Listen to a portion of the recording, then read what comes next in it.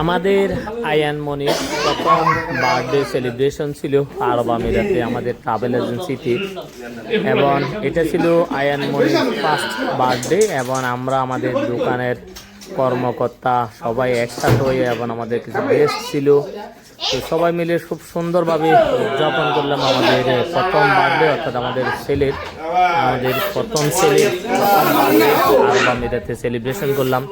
এবং খুব মজার মুহূর্ত ছিল, সবাই একত্রিত হয়ে, এবং পাকিস্তানিরাও ছিল সামনে, কিন্তু তারা সামনে আসছিল না, কারণ লজ্জা পাইতেছে যখন ভিডিও হচ্ছিল। তো এটা খুব সুন্দর একটা মুহূর্ত ছিল, যেহেতু এটা আমাদের আসলে স্মৃতি হয়ে থাকে।